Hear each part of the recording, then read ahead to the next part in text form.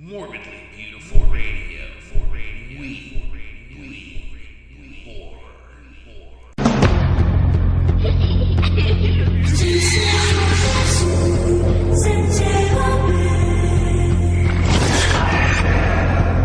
Did you hear the one about the man who can't be destroyed? He was buried alive. What more can you do to a human being? This is inhuman. He's gotta be trapped just under the weight of that much dirt. He was set on fire. What the hell is going on? Come on! Put down the cat! Get on fire! They carried him away.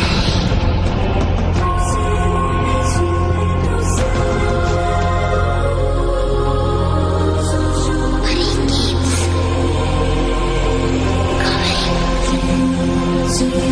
coming back.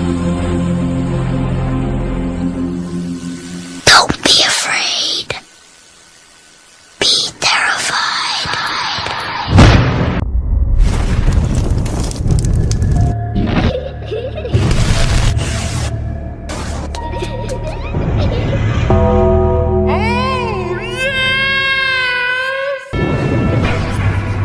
As I lay me down to sleep, I pray my soul is mine to keep.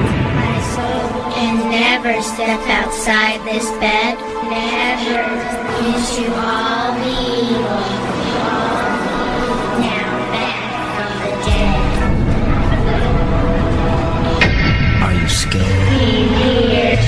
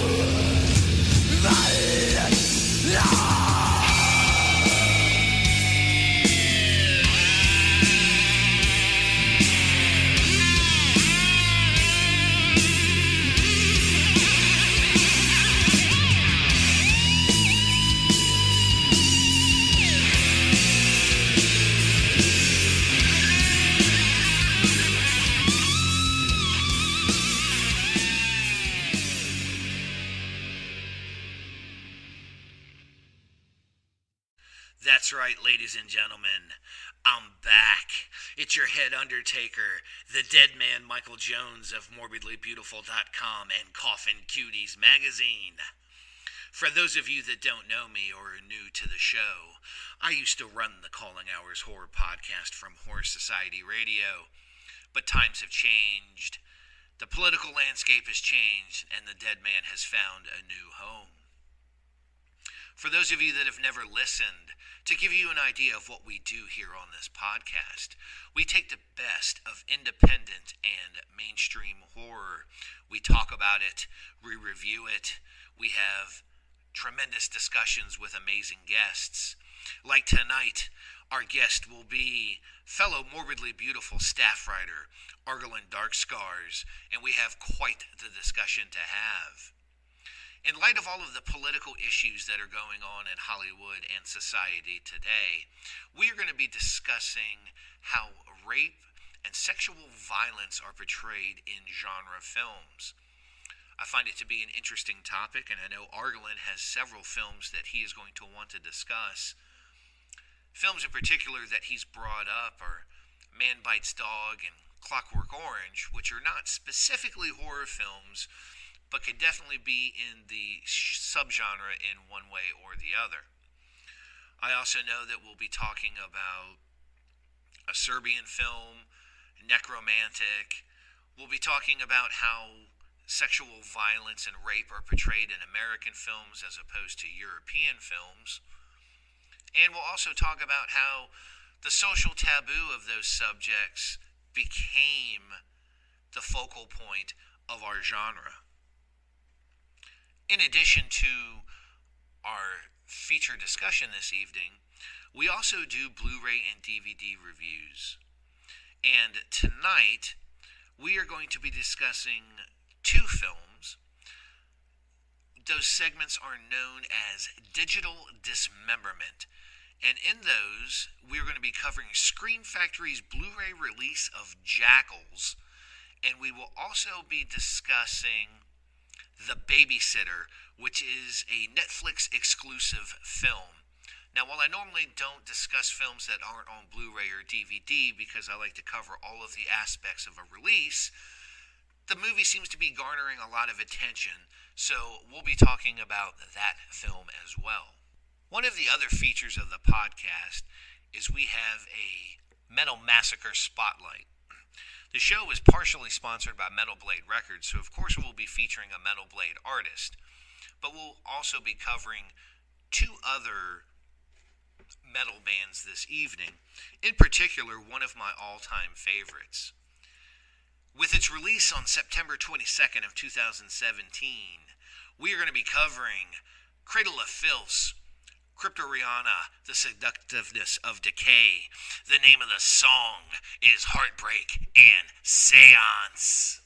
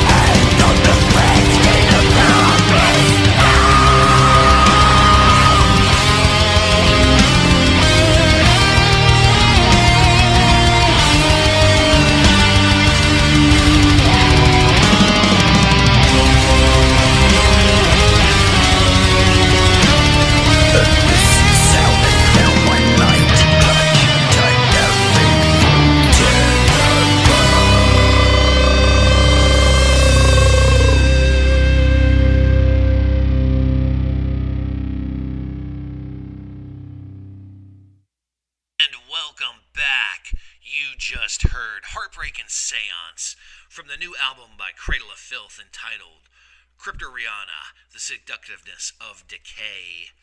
Make sure to check this album out. I think it's a great blend of old and new Cradle of Filth. You can pick this up at Nuclear Blast Records or at your local big box retailer. I do know that they're doing a tour somewhere overseas right now. So again, head on over to either Cradle of Filth's page or to Nuclear Blast to find out when and where those dates are coming to you. Coming up in just a few moments, we're going to have our feature interview with Morbidly Beautiful staff writer Argalin Darkscars, where we discuss the history of violence and rape in horror films. But until then, get ready, ladies and gentlemen. It is time for some digital dismemberment.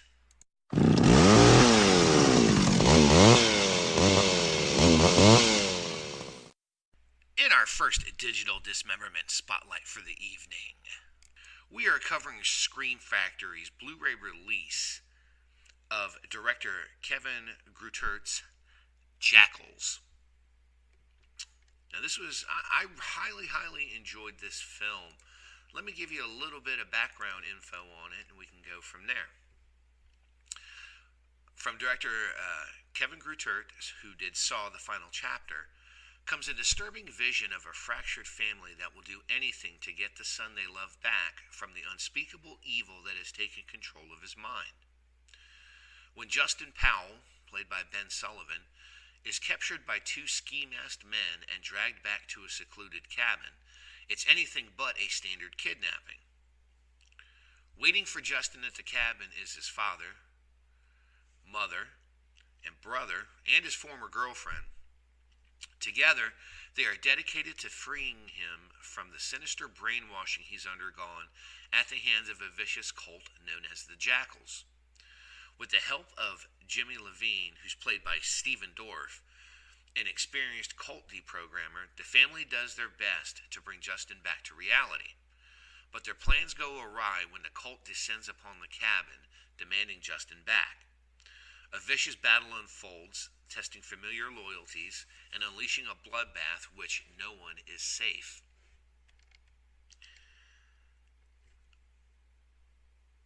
What I really liked about it, it's a very dark and gritty film, and it combines equal elements of religious cult, home invasion, and psychological horror in a way that does not insult genre fans and manages to tell a gripping story that does not have to lead you by the hand to a satisfying conclusion.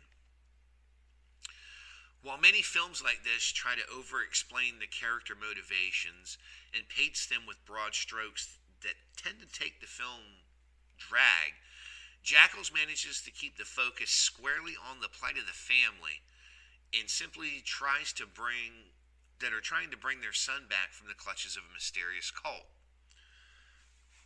Now, what helps to lend to the claustrophobic feel of the film is the excellent use of one of the primary locations in an isolated area. While remote in the daylight, it appears even more desolate once night hits and it almost becomes a character itself. Add to that crisp camera work that makes the film feel like the 80s, as well as a score that plucks at the nerves in your spine, and you have the perfect storm of events that make for a chilling tale. I really feel that the fantastic choices in cast members, in particular the role of the alcoholic mother, who's played by Deborah Kara Unger, and the remorseful father, played by Jonathan Shake, it really strikes a chord of divorced parents that wish they could have done something different with their pasts to do better by their son. There's also the rivalry aspects between the two brothers, played aggressively and with fervor by Nick Rowe and Ben Sullivan. It's displayed well with a raw emotion that you would expect from real-life brothers. Chelsea Ricketts is haunting and fragile as the girlfriend who wants nothing more than to have her boyfriend back to help raise their newborn child, and Stephen Dorff nails the role as the tough-as-nails ex-Marine cult extractor, willing to use any means necessary to complete his mission. While you only see one other cult member unmasked, the physical presence of the other members in costume is eerie and will cause goosebumps to rise on your arms. The faceless aspect of the tormentors, as well as the physical presence of their leader, never leaves you questioning their motivations. Now, a lot of fans would probably draw a direct link to films like The Strangers, which Grutert was an editor on, and even Rosemary's Baby while you're watching Jackals. But while they may have had a major influence in the making of the film, Jackals certainly stands on its own. Again, the film tells a straight and to the point narrative that gets the point across without spelling it all out for you. You do not need to know or to see who the other cult members are to know that they will do anything to get their kidnapped member back, nor do you need to know their backstory. The true story of the film is the struggle of the family trying to bring their son back, and the horrific lengths that both sides will resort to in order to achieve their goals. Now, this is not a film with copious amounts of blood and gore. The film instead scares you with psychological aspects, with physicality spread even throughout. If you are looking for a film that will make you think a bit and question the motivations of what we do as an individual, this is the film for you. And I think those are really important points to take away while you're watching this film. It is more of a family dynamic style of film. It's in a very secluded location. And like I said, what I really feel is one of the real key elements is the dynamic between the two brothers. You always see that sibling rivalry in films, but it never really ever comes across as genuine, like you could believe that they're brother and sisters. But these two pull it off great. And again, I can't say enough about how well I feel Stephen Dorff did in his role. You know, I will always see him as his character from Blade, but he manages to present that coolness, that calmness that his character needs to possess in order to do this type of extraction from a cult. So the film definitely has that late 70s, early 80s feel to it when you're talking about cults and how they operate. And that's one of the other things. I really think that the dynamic of how the cult members look in the dress with the leather, how they go about taunting the family and trying to get the younger brother back, are all very important elements of the film and really lead to the atmosphere along with the house, as I mentioned earlier. Now, it was nice to see that this film got a very limited theatrical release, and it was also available for streaming and on demand. I know that it's currently available in Redbox as well. You know, Scream Factory, once again, they need to be commended for finding a movie like this amongst all the releases that are put out today. It is certainly a rarity to find a modern-day film that blends all of these aspects together so well. In my opinion, the film never feels like it drags, and you do not find yourself hating the cast and wishing for their painful deaths. The empathy you feel for them would be on par for how you would feel if your own family or friends were ever in this situation and you were wondering, what the hell do we do to survive? So if you get an opportunity, I would certainly recommend you go and check this movie out. I gave the movie a 4 out of 5 stars. I know some people probably are not going to like that in terms of it not being a graphically violent film, but like I said, there are certainly times during the film that will gnaw at your stomach, will play on you psychologically. So all of those things definitely make it worth checking out. Now, you can pick this movie up on Blu-ray over at screamfactory.com. I would also recommend you head over to the website jackalsmovie.com. Their press release section, bios, behind the scenes on the film, things like that are really nice. And speaking of that, on the disc, you have commentary with the director and with the writer Jared Rivet, and you have interviews with the cast and crew and trailers. Now, this is not as deep of a release when it comes to special features like some of other Scream Factory's titles, but again, it's forgivable in the sense that it's a new film, and I'm sure as time goes by, I'm not sure if this movie will eventually fall under the cult classic style of film, but it will definitely be a film that people talk about, especially again with the incredible character performances. So once again, make sure to head on over to ScreamFactory.com to pick up your Blu-ray release version of Jackals. Coming up in just a few short minutes, we're going to have our feature interview with Argalin Darkscars of MorbidlyBeautiful.com. But before that, we're going to go into our second Metal Massacre Spotlight. And this is a band that was introduced to me by my good friend Calvin. He definitely knows the sadistic nature of the music I like to listen to. So without further ado, the name of the band is Vulvodynia. The name of the song is Unparalleled Insubordination.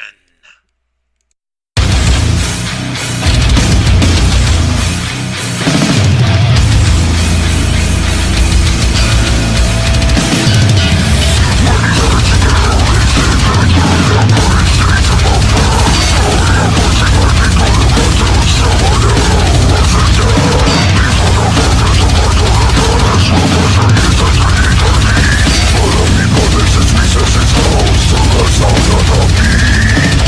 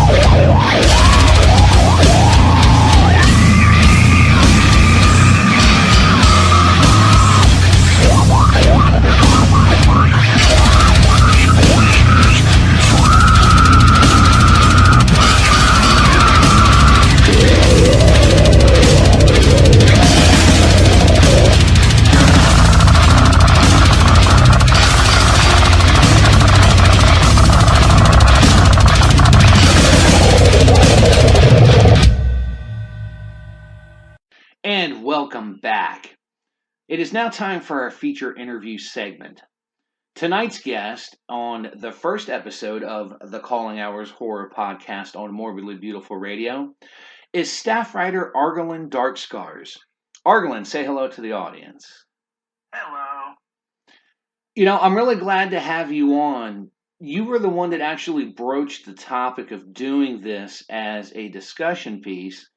And just for people that are tuning in right now, of course, we're talking about sexual violence and rape when it comes to genre films.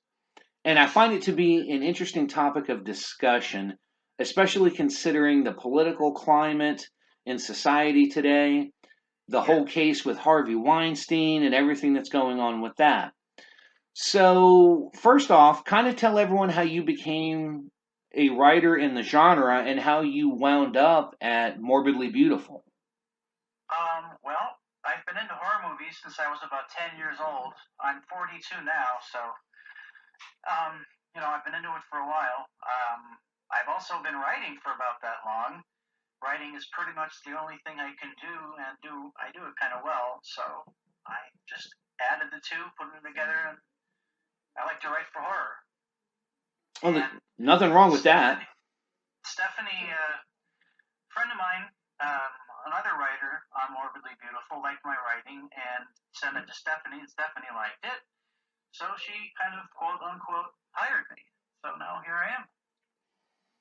Now, before we really get into the meat of the topic, I think it's something that readers and listeners are going to be interested in is why is it, or people are going to ask, why are two men talking about this subject when it pertains to our genre? And go ahead. I'm kind of interested to hear your response to that. Well, I like to discuss shit. Even like the more difficult a topic is, the more unanswerable a question is, the more I like to discuss it, just because it's fun. And not to say this is like fun, but I was inspired the day the whole Me Too thing started. Mm-hmm. I wanted to express sympathy and solidarity, but I knew, typing anything even remotely similar to the words Me Too would probably not be a good idea. So I thought, well, what could I do? And I thought, hey, I can bring this up to the dead man, and we can see if we can make it a topic. And sexual violence, as opposed to violence, there are two opposing ends in horror movies, and it's interesting that they're sometimes related and sometimes not, and we'll talk about it. Now, one of the interesting things is when you look at cinema, you can't just look at cinema as a whole, as we both know. American cinema is very different than European cinema. And in the United States, you can certainly show all the glorified violence that you want, shooting, stabbings, anything like that. But it still seems like sex, in particular, violent sex and rape, is still very taboo in the United States. Whereas over in Europe, you kind of get away a little bit more with the sexual things, but not so much the ultra-violence. Can you kind of talk about why you think that is for American film as opposed to European film? Well, at some point in the past, I related to you the story. I had a girlfriend at the time in the past, and her 11-year-old son wanted to see his first horror movie. Not like a Jason or, something with a little bit of bite to it. So we concluded that Land of the Dead was going to be his first movie, his gateway movie. And the appeal for her was that there was no sex or nudity in it. And okay, fine, that floats her boat. He watched it. I don't know, he seemed to like it. It was an eye-opener, even though, to us, it's like tame, but still. And I thought it was interesting. And in a lot of places, in entertainment in America, people seem to be more comfortable with violence than they are with sex. Maybe that's because, I don't see. It's unanswerable. See, maybe people have access to sex and are more sensitive about sex, more so than they are towards violence. Like, you can have sex pretty much any time you want, or encounter it somehow. Whereas, getting an axe in your head, being eaten by a zombie, being shot, those kind of things, are possible, but you don't need to, they aren't, immediate threats. That you need to worry about or think about. It could also be religion. I love stomping on religion, and I think I have reason to. Maybe it's been beaten into our heads that sex is bad, premarital sex is bad, sexual exploration, sexual perversions, homosexuality, it's all bad. And even if we disagree, like a lot of people in horror do, a lot of people, like people with some, who think for themselves do, even if we disagree, the thought process, sex is bad, it is still sort of burned into our brains. That could be why. I don't know. Now, that's an interesting... It's an interesting thing, though, that you bring that up, because if you look at the genre as a whole, the taboo pretty much is if you do drugs, if you have premarital sex, you're going to die. And I think that's an interesting aspect of, we are taught that from the time we are children to the time we are adults, and it has found its way into our genre. In your opinion, do you feel like there's, I don't know, like maybe there's an agenda and that's why it fell into the horror genre? Because it's certainly not discussed quite as much when you talk about other mainstream genres. When you set up that template, that's basically the template for slasher movies. The prowler, stabbing and killing the sorority girls or the high school girls, or whatever, that kind of setup. Sure. And that we're I don't think I did my thesis on women in horror, and I pretty much looked at horror movies in the 70s and 80s and researched when the first movie that used this idea actually came out, and it was Black Christmas. After that, there were probably indie movies that copied it intentionally or unintentionally. Then you had Halloween, that kind of also did it, although wasn't a lot of real nudity or sex scenes in it. Well, anyway, yeah. But it looks like people associate this kind of plot with Friday the 13th more than anything. And that's really when the snowball on top of the mountain started to roll down and get bigger and bigger as it rolled down the mountain. I don't think that sex equals death, drugs equals death in slasher movies. I don't think that the filmmakers are making profound statements, at least not on purpose. I think they're really, feeding the animals what the animals like to eat. I know that doesn't sound very nice, but that's true. I'm guilty of it. If I have the option of watching a horror movie with nudity as opposed to a horror movie without, I'm probably going to watch the one with. It's, it's human nature. It's male nature. It's the way, whatever. It's truth. Got to be honest. Got to be true.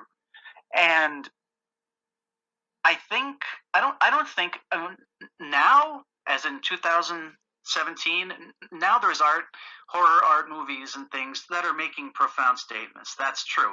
But in the beginning, I don't think there were any subliminal statements. I think it was just filmmakers who liked horror and wanted to make money, and this is what made money.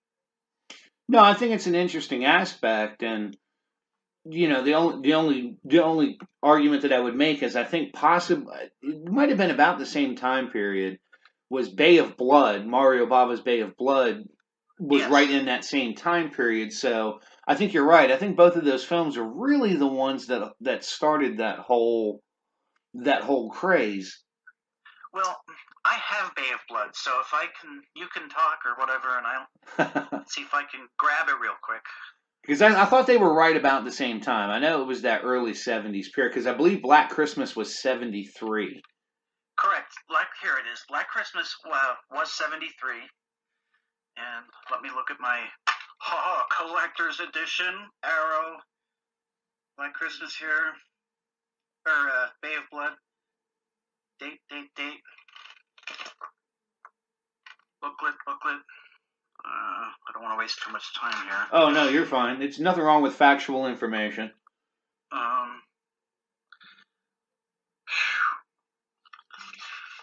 Got a little intellectual essay in this booklet here. I see no date, though. It's all right. I think they were around that same time period. Yeah, very true. Yeah.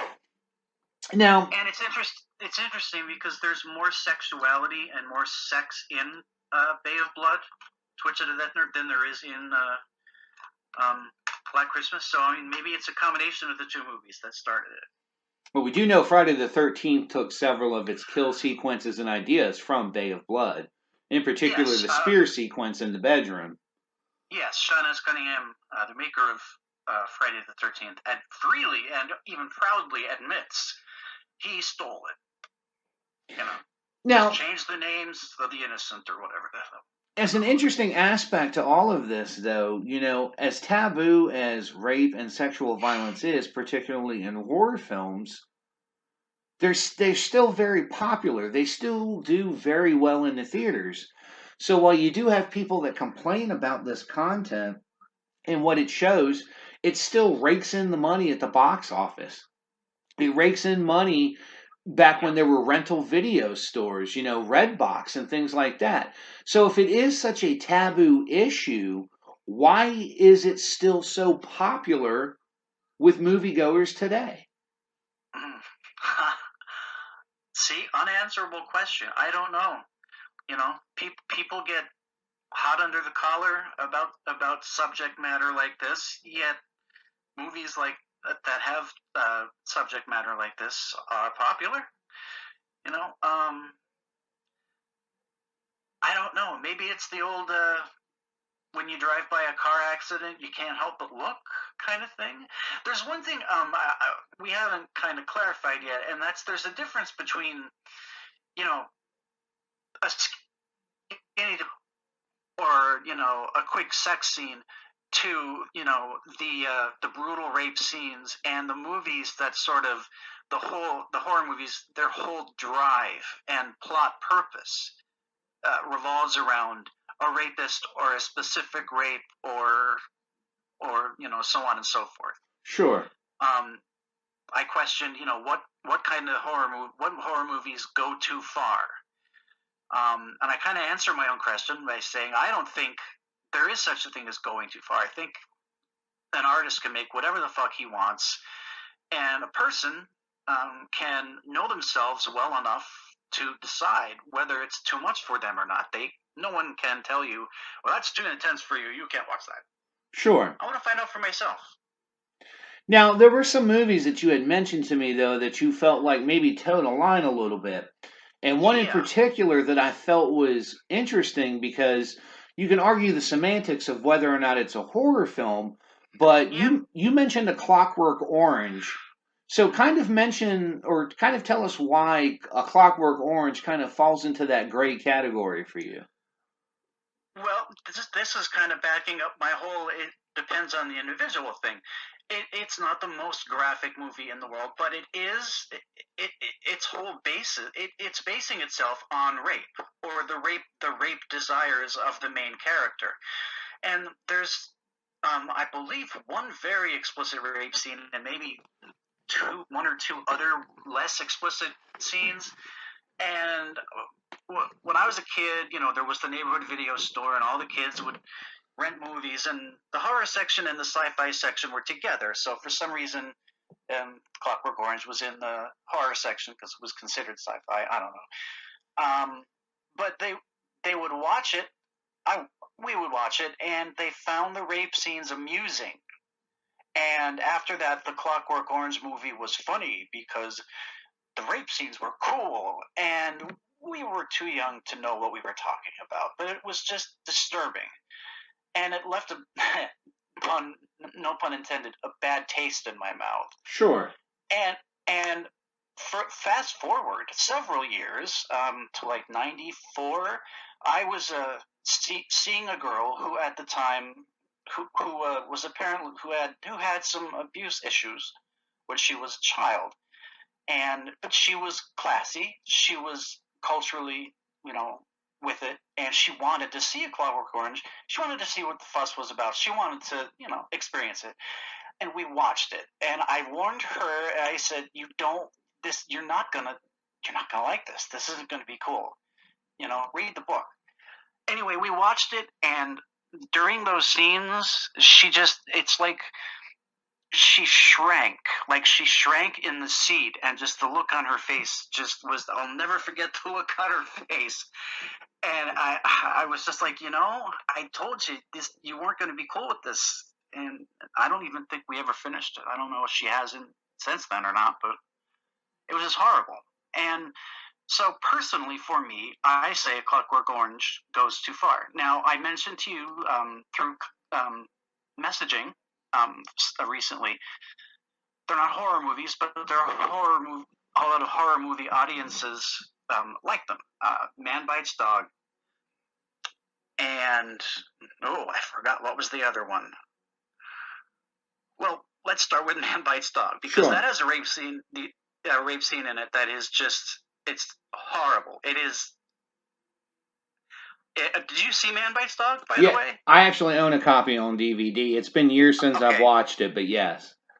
There's a prolonged rape scene. The humor of the whole movie is a film crew follows a hitman, and the hitman, he's doing horrible things, and he's a terrible person morally, but he's very likable. He's very fun to be around. He's funny. He's charming, and they follow him. He breaks into an apartment and begins raping a woman. They hear a husband and wife having sex. He hears this, breaks into the house, and begins raping her. While he's right there, they restrain him, whatever. And then he encourages the film crew to rape her too. And all the while, the husband, still naked because they just sort of pulled him off of her, he's there seeing this, and wires got crossed in my head, and I thought, I don't know why. I'm not a prude or anything, but this does not sit well with me. I don't like this. And I actually fast forward through that part. It's one of the few movies of any kind that I skip a scene. But I skipped that scene because it's just too much. Now, it's an interesting aspect to that now, because, again, we talk about the current social climate, again, the Harvey Weinstein situation, the whole hashtag Me Too movement and everything. Yeah.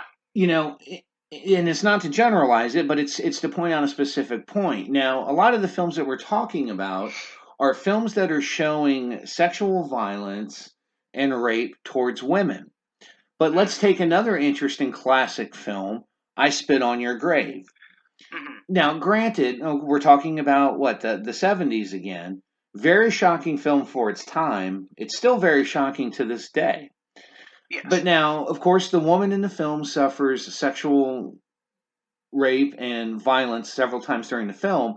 But later on during the movie, she returns the violence tenfold. Now, which is the point of the movie. Sure, and it's it's warranted, and it's an extremely well-read film from that perspective, the whole revenge factor.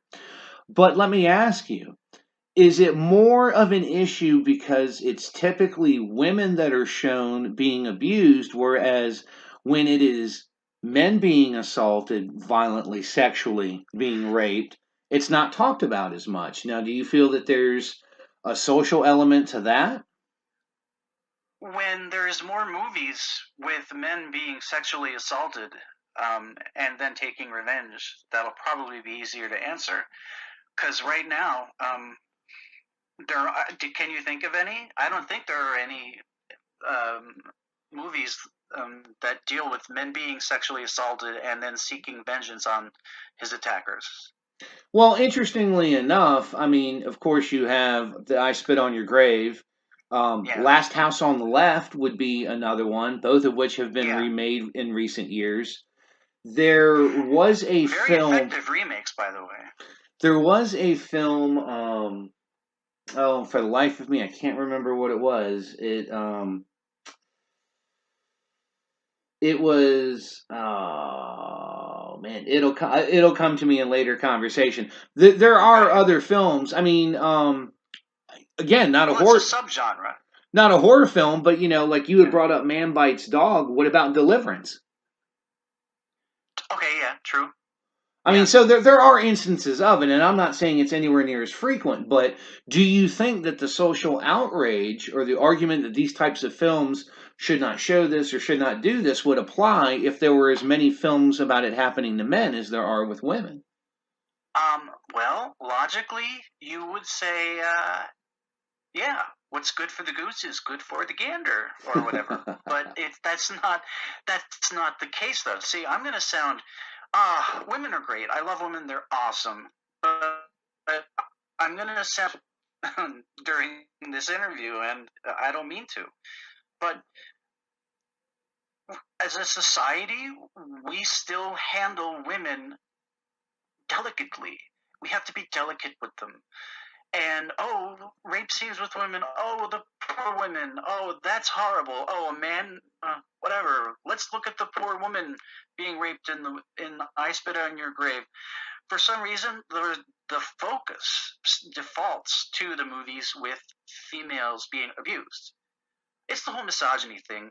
Every horror movie has a misogynist characters, and women are big victims in horror movies, which is fucking not the case anymore. There are tons and tons of horror movies now that make women heroes in every sense of the word and make men look like meatheads. Sure. And fucking idiots. Well, you see that a lot more in mainstream television to begin with, and a lot of sitcoms, men are the the fathers are the bumbling idiots, and they can never do anything right. And no, I get you. So I don't know if I answered your question, but I do think that there's a lot more sensitivity and attention paid towards films that portray sexual violence towards women. It bothers people more. Whether or not that's fair, I don't know, but that's the way it is. That's what happens. Oh, no, definitely no argument on that. I mean, I definitely feel like you're quite correct. Isn't there a Norwegian horror movie called Calvaire? I'm probably pronouncing it wrong. No, you're right. That movie was, boy, you talk about a movie that was out there. Yes, that's a great movie. No, he wasn't. Was he sexually assaulted? He was kidnapped, and the kidnapper made him wear a dress or something. What was the story behind that one? Yeah, it's pretty much implied. I'd have to go back and watch it because I saw it when it first came out. But yeah, there was a lot of implication that he was abused and assaulted as well. Okay. But now, go ahead. I was going to go ahead. Well, I don't remember well enough to make a judgment as to the content, but I do remember there being a horror movie called Calvaire where there is male sexual violence, like on male sexual violence. So, yeah. Now let's bring up another film, and it's a film that's definitely stirred a lot of controversy. I happen to be friends with the guy who's releasing it through his company, Unearth Films, and of course I'm talking about Steven Bureau releasing the very controversial Serbian film. Now, I'll be the first one to say, I have no limits when it comes to horror films and what you show, but even I'll admit that watching a Serbian film made my skin crawl. And the violence in that is projected across a wide spectrum. It's not just against women. It's also against men. It's against children. Yes. It's against everything. Now, against people. Exactly. Now, in your opinion... The villain in the movie...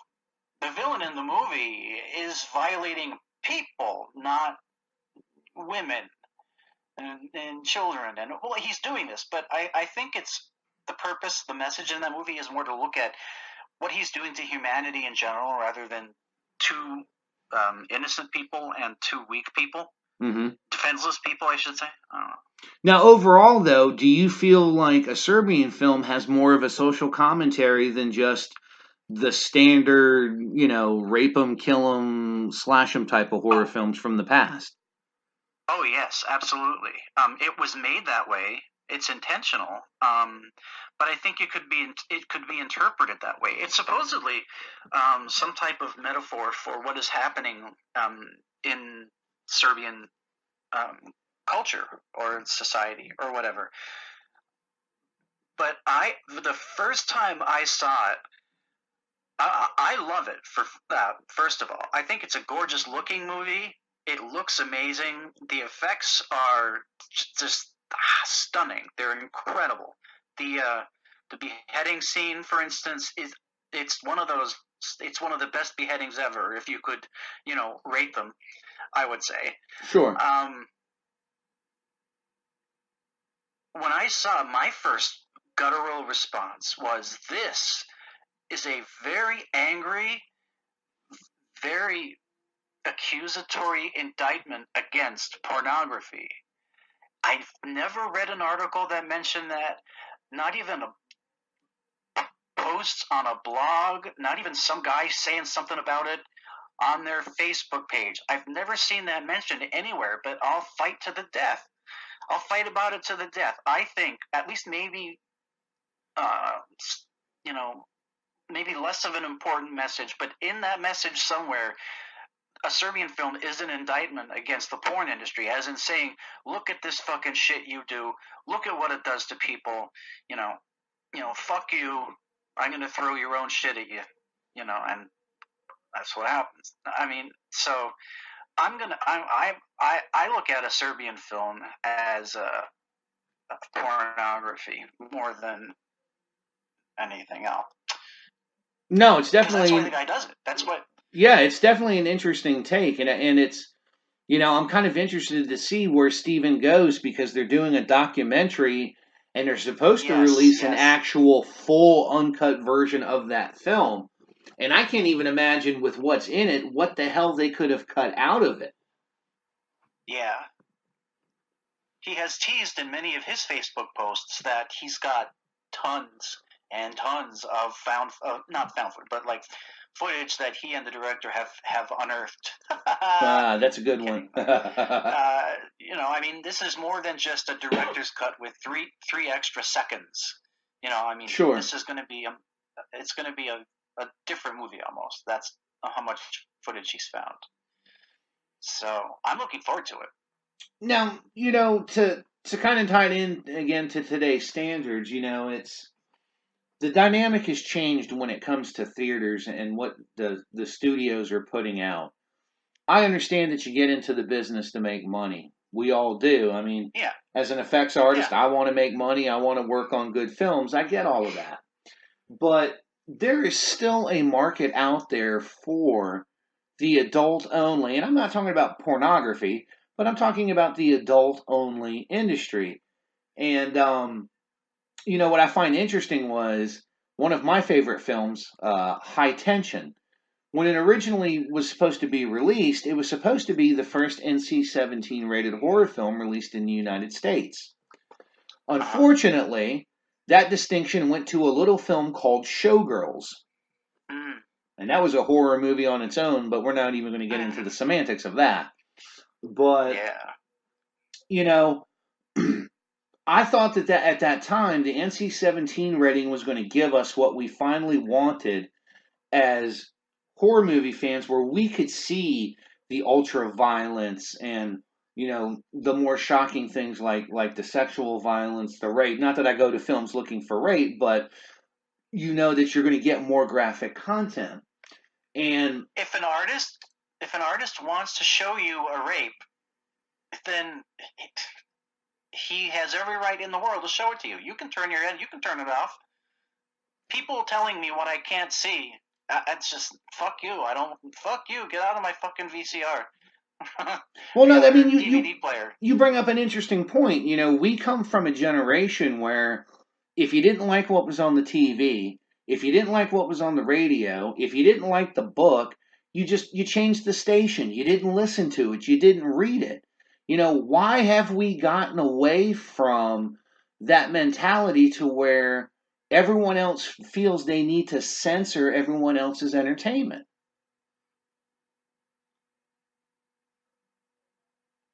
I don't know. There's somewhere along the line, the powers that be decided that they had the moral, mental, and probably financial authority to suppress movies that they think are going to harm or offend us. In England, the whole video nasty situation, that they're still feeling the effects of today. Right now, there are still movies that are here, old hat, whatever. There are movies that don't even raise an eyebrow anymore, that are still being released in England, uncut for the first time. Sure. Because since the video nasties, these movies have been suppressed, banned, cut. One of the reasons, this is fucking brilliant.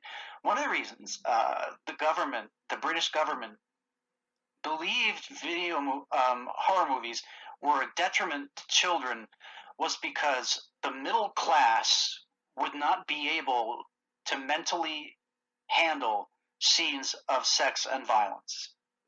I believe in England the term is the proletariat. Mm-hmm. The average Joes, the proles, as they say. There are actual interviews with government employees, government people, the suits, the empty suits, as they like to say, who said, we don't think the middle class can handle these movies, so we must keep them away from these movies. We must protect them from these movies. How horrible is that? You don't make enough money to watch these movies. Or you don't have enough sense to know what you like and what you don't like. Yeah. Man, there are 3-disc sets. The definitive guide to the video nasties. They are released by Severin Films, 3 discs each. Fucking fantastic. Look them up on Amazon. Get them. You get like 9-10 hours worth of interviews, trailers. There's like 2-hour documentaries on each volume, laying out the historical events behind the video nasties. You get coverage of everyone. Critics review every single movie. They're very educational and fucking loads of fun.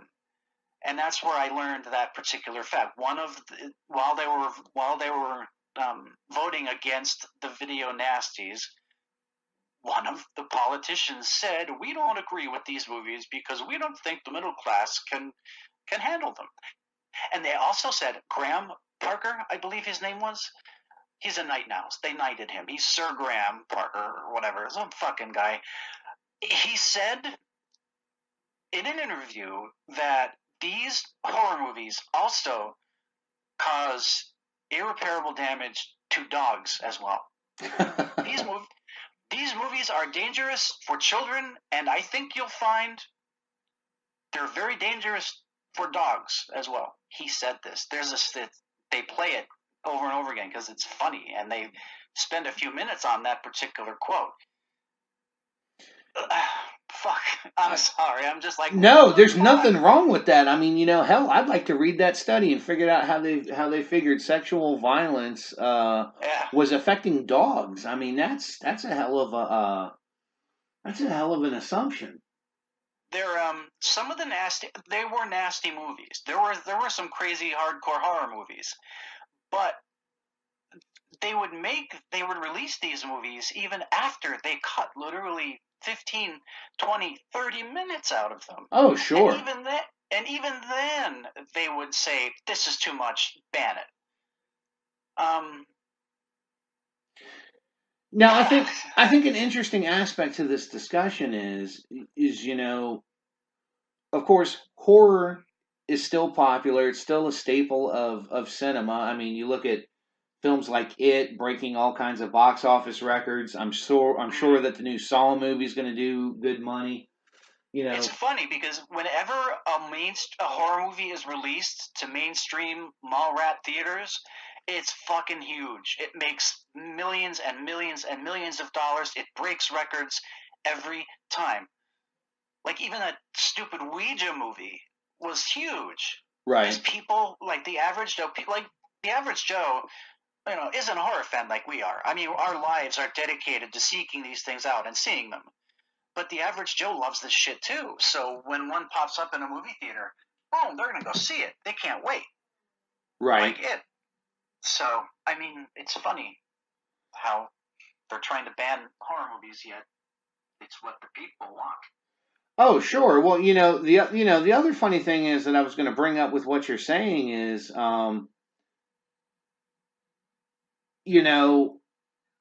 porn is still widely acceptable. People accept pornography. People still accept horror films. Is it just because there is violence in horror films that there's a problem with the sexual nature that's in them? Is that what it is? Is it the combination of violence and sex that people find offensive? And if so, then why does a subcategory like gornography exist? Because people out there watch it. It may not be a majority of people, but people out there seek it out, like the Vomit Gore trilogy. Yeah. I'll admit, I bought the first one out of curiosity. I wanted to see it. I wanted to see what the fuss was about. It's a terrible movie. It's just, it's very unpleasant. It's very grim. It's miserable. But, okay, it didn't ruin my life. It's actually sitting on my shelf right now. It's probably worth money. I mean, you didn't spring for the 3-box set? No, I didn't. And, see now, oh man, I'm really going to get my ass into trouble. My interest is piqued again. Because in the second Vomit Gore movie, I heard the Soska sisters are featured tremendously. They're like the main stars, like the horror, sort of like the hosts of all the goings on in the movie. And I'm kind of curious. Sure. Because this is like, before they were big. And they're not even huge big yet, but they're pretty fucking big. Sure. Yeah, I mean, they're the next wave as far as I'm concerned. The Soska twins are really, really leading the charge for women in our industry. So yes, it would be interesting to look into that. And they said actually with the professional companies they've dealt with, they haven't had a problem. WWE, I guess, financed their movie without question. They never had any kinds of problems whatsoever, and they specified this. They made sure they were clear with this. They said, but our experiences with indie producers have been horrible. They were nightmares. They wouldn't wish it on their worst enemies. They said their careers as filmmakers improved tremendously once they got with the more reputable and profitable companies. Specifically, WWE. Sure. And I'm thinking now, the only movies they did independently, as far as I know, was their own movie and the Vomit Gore thing. So, I'm kind of like, something horrible really happened in this movie. I want to see it. Horrible. Terrible thing to say, terrible thing to think, but it's the car accident. Terrible thing that they died in this car accident, but, I want to see it. Right. Now, that's a very human, normal way of thinking. Sure. And some people are fucking afraid of it. And those are the people that want you to not see I Spit on Your Grave. Oh, hey, cool. I figured that out. Cool. Good on me. Now, considering everything that's happened in the last couple of weeks, the whole Harvey Weinstein situation, and yeah, I know it's definitely a difficult topic of discussion, but now that we're looking at this and everything that happened and the fallout that's going on, Do you think we're going to see sweeping changes in the genre? Do you think that artists are now going to be afraid to portray certain things in films because they don't want to be accidentally labeled as a misogynist? Or, you look at the current case with Val Kilmer where, the young lady is alleging that Val Kilmer, was abusive towards her and did this and did that. And not making excuses. I don't know the whole story. I don't know Val Kilmer. I don't know her. I don't know what's true. But do you feel like that things are going to get reined in for a while because of the scandal? That's hard to predict. I do think that down the line, when we reflect on this in 10 years, 5 years, 10 years, the Weinstein tragedy, controversy, is going to end up being yielding positive results. I think good things are going to come out of this, believe it or not. Sure. I think most of the changes are going to occur behind the scenes, because that is where the problem is with the Harvey Weinstein situation. He did these things because he was giving actresses roles and helping actresses out for sexual favors and various other things. Have you heard the Kate Winslet story? I don't think I've heard the specifics of her story, but okay, really quick. He didn't sexually assault her or anything. He gave her her first role, Heavenly Creatures. She was a teenager at the time, but he gave her her big break. And since then, every time they met, whether at a party or if they were at the same award ceremony, he would approach her and bring up somehow, "Hey, don't forget, I'm the one that made you huge." And she made a movie called The Reading or something, and it was apparently really good, and she won Best Actress. And they said, "Harvey won you that Oscar. Harvey got that for you. So when you make your thank you speech, you better thank him." And she didn't. So I guess Harvey was very upset about that. This is the kind of high school fucking tomfoolery that goes on behind the scenes. And I also found out today, Harvey Weinstein assaulted Asia Argento. Yeah, I heard about that. Whoa, fucking, okay, terrible thing, but after I heard that, motherfucking, okay, it's personal now. Well, I'm surprised Dario doesn't have the mafia out on him. Yeah, really. I'm surprised she didn't beat the shit out of him. Yeah, because she's no joke. I mean, it's sad when you see the list. I mean, it's sad no matter who it happens to. I'm not downplaying what happened whatsoever to anybody. No. It's just stunning when you see the list of names though and the allegations that are out there. Now, in light of all this, again, where do you see the genre heading? Are we at a point in society where we're going to start to get more pushback on seeing this type of violence in films?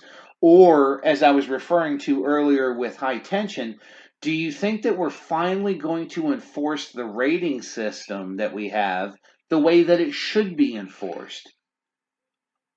I don't think so. I don't think that they're ever going to be able to enforce the rating system properly. Because, for one thing, there's movie theaters that let children into R-rated movies. See, but now at that sense, though, isn't that, when we start talking about that and people complaining, "Oh, my child might see this, my child might see that," isn't the onus on the parents? Isn't the onus on the movie theaters to enforce these rules? Instead of the parents complaining, "Oh, my child might see it," why aren't the parents doing their job? Another unanswerable question. I don't know. For some reason, the government, the powers that be, have decided it's their job to do it either also or to do it instead of the parents. In my entire, existence of seeing movies, there was one occasion where something really interesting happened. My friend and I went to see Seed of Chucky. Have you ever seen that? Oh, yeah, I saw it in theaters. It's a fun movie. It's funny, but it's disgusting. Jesus Christ, it's fucking disgusting. There was a family in the theater with us watching it, like mom, dad, and like two little kids. And the theater manager actually entered the theater and kicked them all out. Said, "This is not cool. You guys have to leave." And I actually kind of agree with that. That's not... See, now, so should Seed of Chucky exist? Yes. Should it exist uncut? Yes. Should it be repressed from the public? No. But should the public decide whether or not they want to see it? Yes. That's the equation. But unfortunately, that's not happening. Now we have about 17 minutes left. So I know that there were some other films that you had wanted to bring up and discuss. If you want, go ahead and bring up some of those titles and why you feel like they're on that borderline. Well, what was the other movie I mentioned besides Man Bites Dog? I don't have it, but I know that one that you and I had discussed privately off to the side. Another one was Necromantic. Okay. Now that's another case. That is a beloved horror movie. People love that movie. Let them. That's fine. That's cool. Personally, I did not like it. I was a bit unsettled by it. Kind of bugged me, the whole blood ejaculation thing. I was like, ugh, kind of fucked up.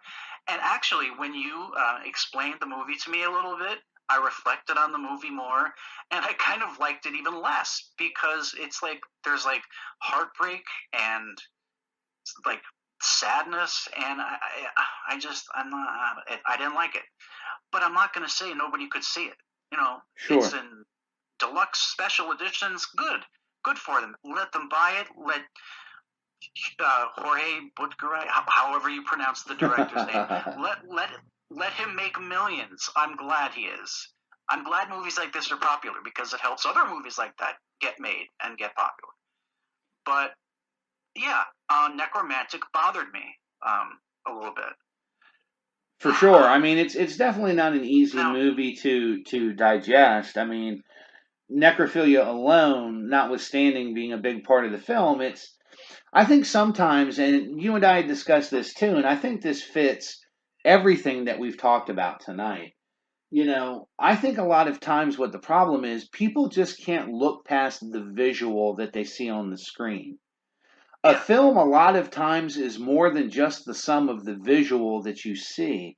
There are underlying factors. There's whole deeper elements to films, and we can make that argument about any film. We talk about classic films. Let's not forget Last Tango in Paris, considered a classic film, very taboo in its subject. Let's look at Taxi Driver. I mean, let's consider, we're talking about underage, things like that. And it's just funny to me how when it's a mainstream film that's got a big name director behind it, it's okay. Yeah, it seems to be forgiven. Like another one, like, I don't know if it was one that you had mentioned. I think it was. What about Sallow, 120 Days?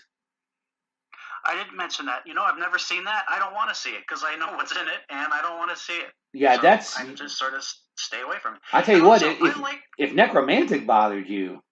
Yeah. And I like horror movies. I like gore. I don't think there's any gore in Sallow. I think it's just like sexual torture and shit eating, right? that's pretty much where it's at. I mean, I like horror movies because there's horror in them, not because there's that. Well, here's another. Well, you talk about horror then. What was your take then on movies like The Hills Have Eyes? Intense movie, but I liked it because it's well put together. I don't remember it too well. I haven't seen it for a long time.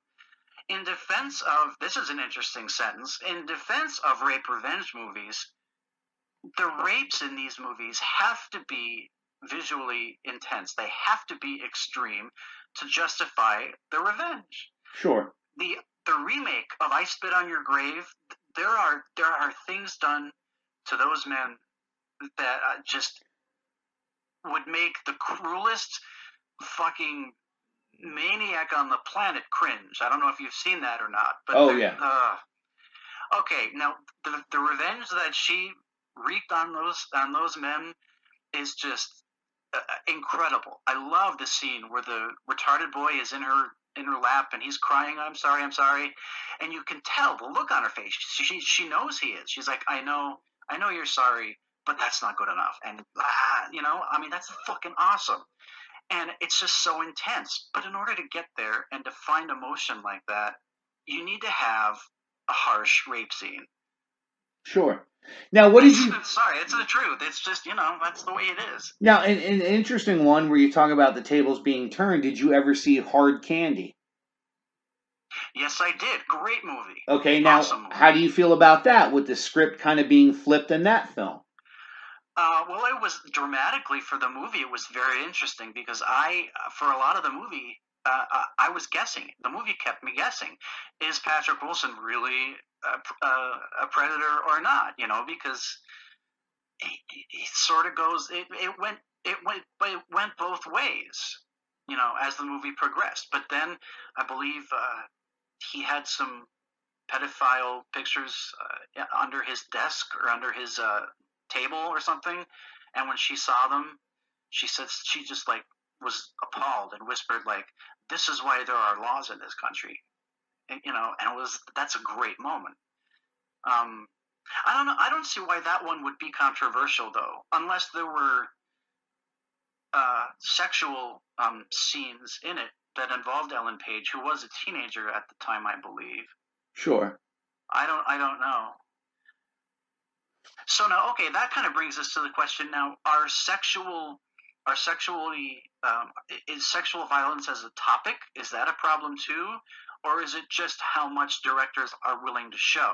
Because in these Video Nasties documentaries, the one movie that nobody made any apology for and nobody let pass. They said, okay, you guys can fuss about this one, you can fuss about that one. We went over the edge. We're sorry. We didn't mean to ban all these movies. The one movie nobody said, oh, sorry, we were wrong about that one. New York Ripper. Lucio Fulci. Well, there you go. Yeah. They said this movie is fucked. I'm paraphrasing. This movie is fucked up. It's sick.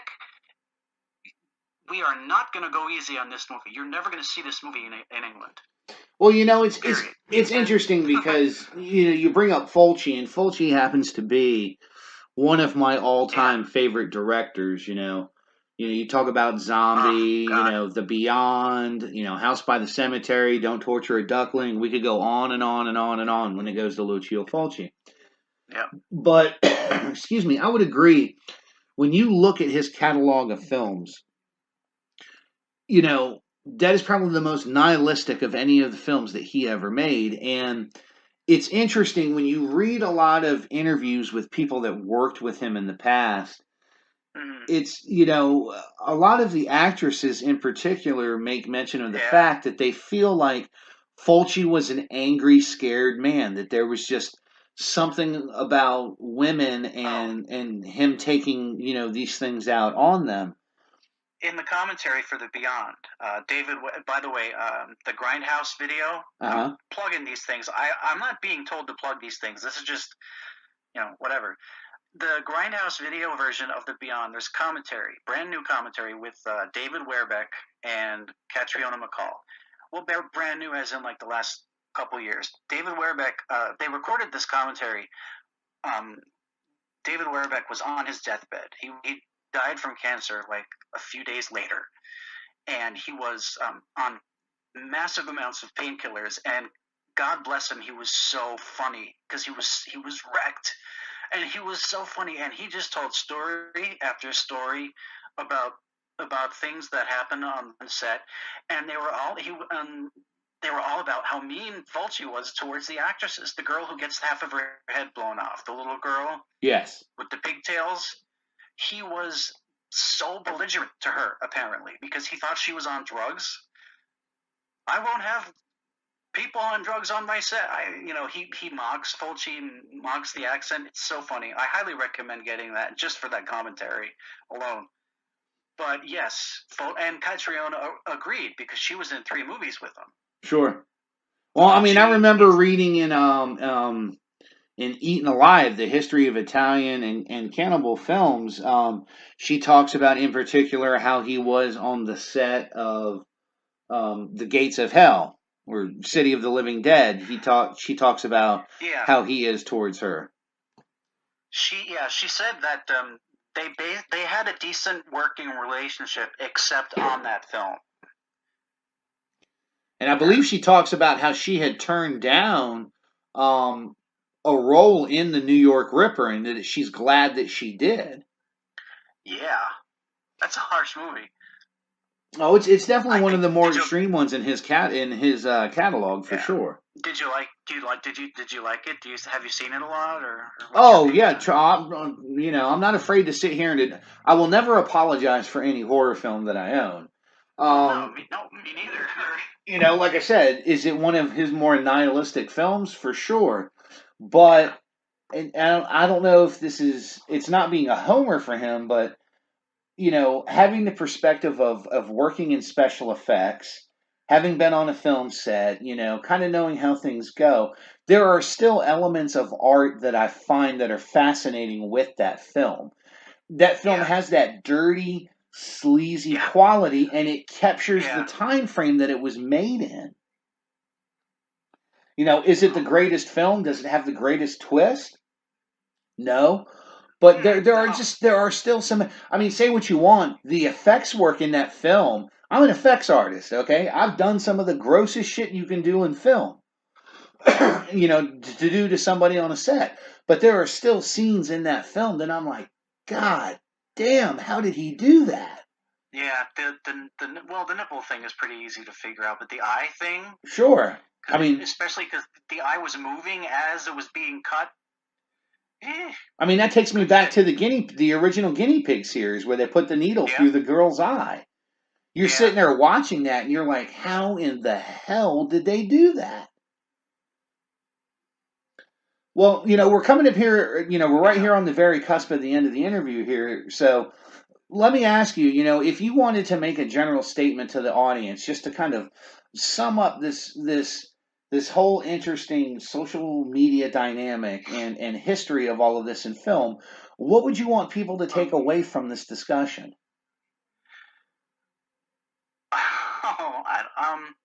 Well,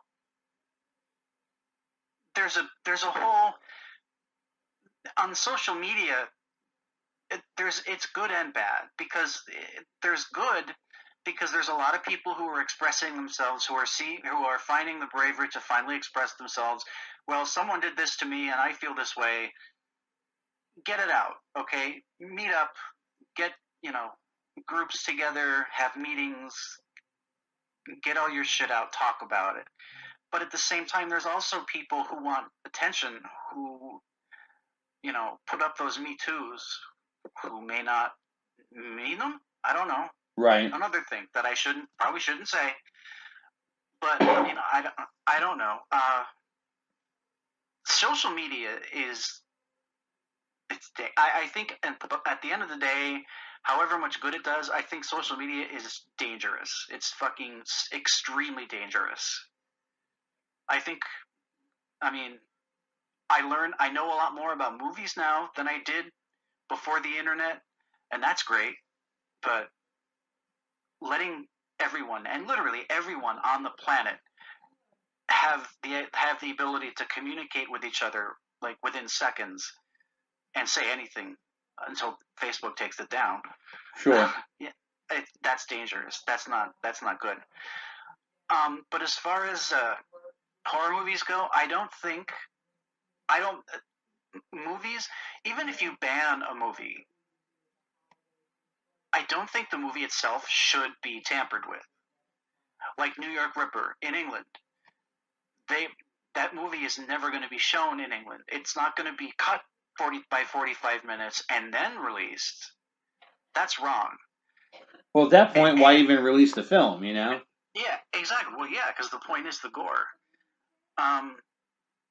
I think we need to mature a little bit, sort of get our heads on straight as far as morality goes, and as far as keeping up with the times, for lack of a better phrase. And if there's a movie that disturbs you, or there's movies out there that you don't think people should see, tough shit. They're out there. It's not your right or your business to withhold them. You don't have to see them. You could even protest. Everyone loves to protest now. It's my right to protest, and I'm going to do it. Okay, go protest Silent Night, Deadly Night. Scream Factory is releasing a new special edition. On the day that comes out, go to a fucking Amazon warehouse and protest it. Fine, but don't touch the movie. Don't cut it. Don't change anything about it. And if people want to see it, let them see it. I definitely agree with you on that. That's about the best I can say, because human nature, I can't make any definite conclusions about human nature, because it's going to change and mutate into all kinds of new forms that we've never seen before, just like it has for the past several thousand years. I do think, I have a gut feeling that once the chaos subsides a little bit, this Harvey Weinstein situation is going to yield a little bit more dignified behavior on behind the scenes, behind the cameras. I do think that's going to yield some positive results eventually. I think you're right. I think I don't know. You've got me tongue-tied here. I don't know what to say beyond just be cool. You know, if you see something horrible in a movie, just turn it off. You know, if you feel compelled to write about it, that's awesome. Write about it. Put it on your webpage. You know, but you know, that's all. Don't start going on about it must be banned. It must be censored. And it's all personal taste. I think, you know, Necromantic and A Clockwork Orange, for me personally, they bug me a little too much for them to be entertaining. Sure. But, you know, other movies that I absolutely fucking love, some people think are horrible, like The Burning Moon. I love The Burning Moon. Oh, that's right up there as one of my favorites, too. But that's just disgusting. That is just gore. It's just constant gore. But I love it. And a lot of people will complain about that because of the violence. So again, there's that question of what's worse, sex or violence? You know, what do we need to protect the young people from more? And it's a shame that it seems to be people are more protective of children from sex than violence. It's almost as if they're not capable of teaching their children what to do right sexually. And they're afraid of the topic, so they just want to get rid of it and hide their children from the R-rated movies and the NC-17 movies and the sex scenes. And, you know, they could pretty much easily explain the axe-wielding murderer, but they can't explain the, masturbating rapist. Wow, that's true. That's good, though. Seriously. I mean, yeah, that is, I mean, it's a very valid point. You know? I mean, you could explain Jason pretty easily, you know, but can you explain the guy in Maniac? Well, no, he didn't rape anybody, but still, that's a good example. Can you explain the guy in Maniac? Jesus, no. He's got a lot of troubles, and that's a good example. Now, who's a good rapist, iconic killer? I don't think there is any. You could. Well, no. I mean, technically, Freddy was. Yeah. Okay. True. Yeah. Yeah. Try to explain pre-death Freddy. You know. You know, but it's interesting how that part of his history got dropped as the films went on through the series. Yes. Oh, you know what? Oh God, I can't believe I thought of this question at the end of this whole thing. Michael. Sure. Jason and Freddy, a Leatherface, and maybe to a lesser extent Pinhead from Hellraiser. What is one of the things all of these people have in common? They're killers, but none of them are a sexual threat in any way, shape, or form. I wonder if that means something. You know, that's actually, well, you know, actually, I'm glad you brought that up, and it's okay if we run over a few minutes here. It leads to more compelling discussion. But see, now, did you ever read The Hellbound Heart by Clive Barker?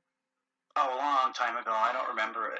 Now, it doesn't, I mean, the Cenobites are not portrayed as rapists or anything like that. Yeah. But there is definitely a sadomasochistic element to those characters, to the Cenobites. Yeah. But you're right about Jason. You're right about, well, Leatherface kind of in part 2 of the original series, he was a little creepy with Caroline Williams. And it's also hinted in the third one that he does things with his victims. Now, as far as Michael Myers goes, as far as Jason goes, I would say you are correct. It's interesting in that slasher element that there is no sexual predilection with either one of those characters. And there's like stuffed animals. There's like a stuffed Jason and a stuffed Michael you can buy. Oh yeah. They're almost like heroes. I call things like that hero killers. Yeah, they're anti-heroes now. They really are. Yeah.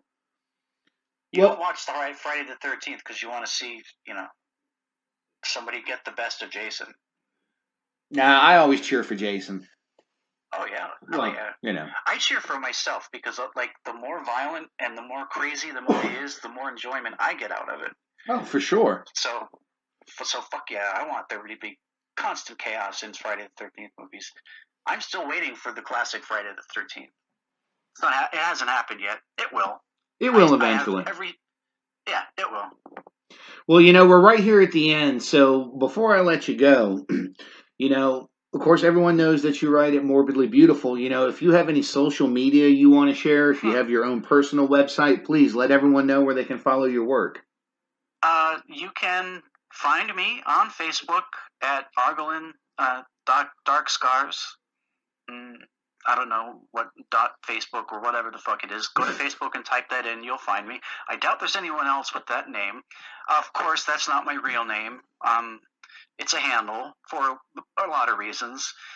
And I use it on Morbidly Beautiful too. So people, if they like something they read, they can contact me easily. Sure.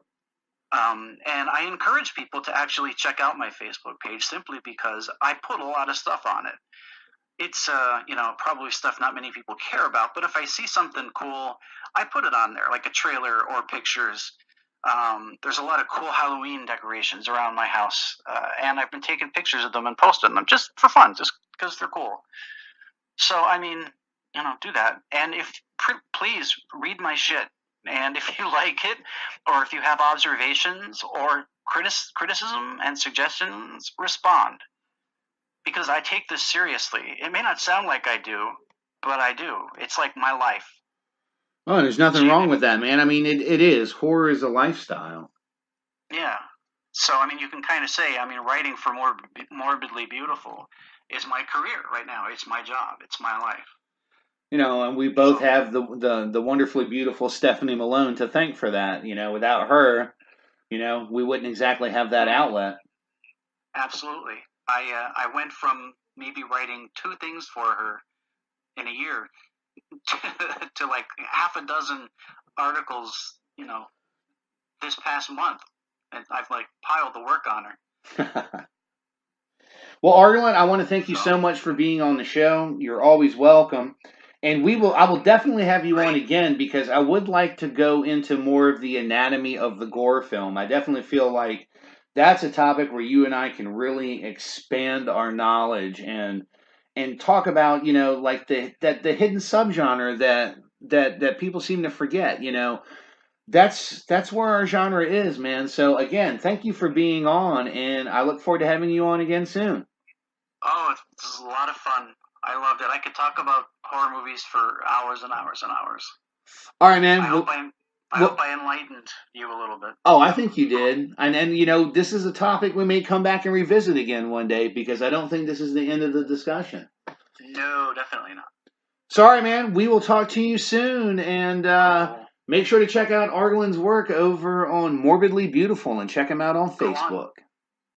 And once again, everyone, that was Argalin Darkscars of MorbidlyBeautiful.com. make sure to head on over to the website, check out his writings. He's also been known to do a little bit of poetry as well. He is definitely one of the up-and-coming writers over at the website. In just a few moments, we're going to go into our second digital dismemberment review. We will be covering the Netflix exclusive release of The Babysitter. But before that, we're going to go into our final metal spotlight, and this one will be our Metal Blade spotlight. And we are featuring, again, one of my favorite bands, none other than Cannibal Corpse. They're getting ready to release their 14th studio album for November the 3rd. The name of the CD is Red Before Black, and according to the information out on Metal Blade Records, there are going to be a lot of exclusive type releases here in the States, including a digipack, a single digipack, a limited edition 2-CD digipack, special vinyls. The same will be available over in Europe. So without further ado, from the brand new album Red Before Black, the band is Cannibal Corpse, and the name of the song is Code of the Slashers.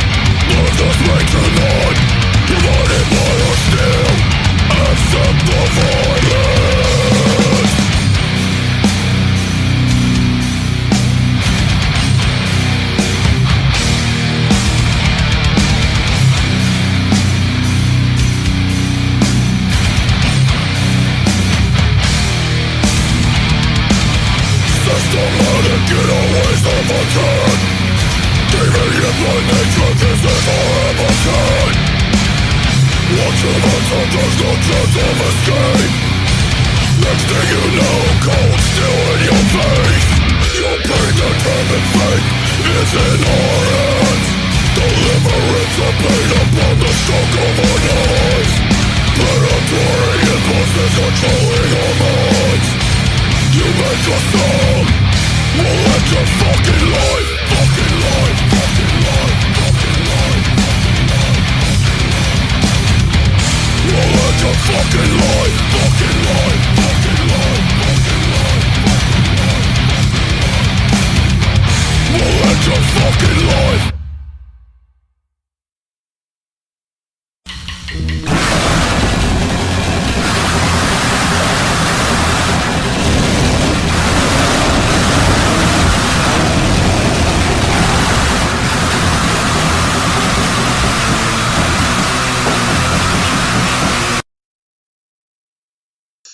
And welcome back. You just heard Code of the Slasher off of the brand new album from Cannibal Corpse, Red Before Black, coming out November 3rd from Metal Blade Records. Make sure to head on over to metalblade.com for all the details on picking up this great release. You can also hit your big box retailer or go to iTunes and pick it up. And also keep an eye out because Cannibal Corpse will be touring the U.S. here through the holiday season. It's a great gift for any metal fan in your life. But now, ladies and gentlemen, it's time for our second digital dismemberment.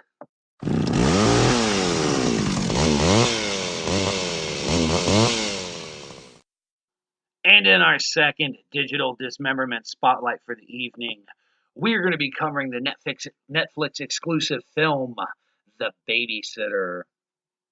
And I got to tell you, I normally do not go out of my way to review films that are not on Blu-ray or DVD, simply because I like to be able to go through all of the special features and the behind the scenes and all of the extra things that they add on to these discs. But man, I've got to tell you something. This film was just absolutely amazing. You know, when it comes to horror comedies, it's not always easy to find that right blend, that right element of horror and humor. And I have to tell you, they nailed this thing right out the gate. To give you an idea of the premise, very simply stated, the events of one evening take an unexpected turn for the worst for a young boy trying to spy on his babysitter. And again, you know, it was a really entertaining film. You kind of had like that throwback to the early 80s. You had some of that 90s feel. You know, there's the slickness of the modern day. In a lot of ways, some of the comedic elements reminded me a lot of Zombieland. You know, when they talk about, you know, more cardio and double tap.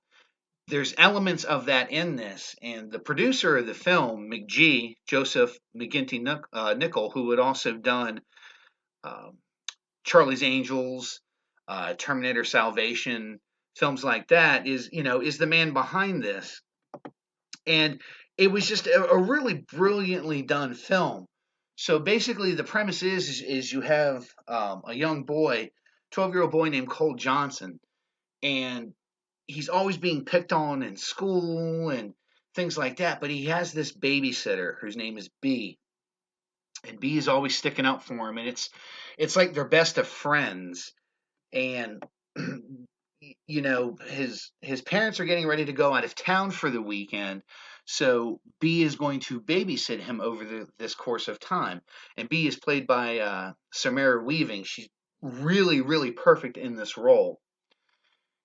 And Cole is played by Judah Lewis. His next door neighbor is a little girl named Melanie, played by Emily Aylan Lind. And she kind of has a crush on him. It's kind of, it's kind of underplayed just a little bit, but it's made fairly obvious throughout the script. And, they spend the weekend together. She's watching him.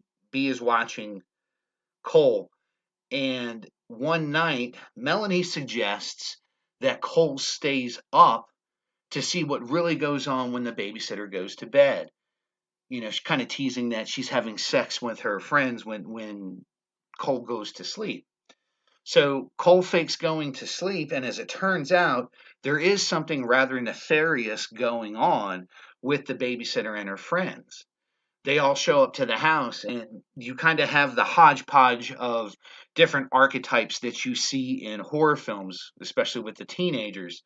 You have Sonia, who is a goth. You have Max, who is the quarterback of the team. You have Allison, who's the dim-witted cheerleader. You have John, who's kind of like the tag-along. He's kind of a funny guy. And the whole element is basically that they're a satanic cult. And they have this other guy come over, and they kill him in an absolutely gruesome fashion. You almost don't see it coming. It's so surprising.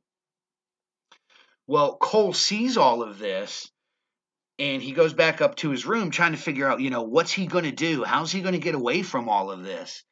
And they come in, and they take a little bit of his blood while he's pretending to be asleep to complete a ritual from a book that looks very similar to the Necronomicon.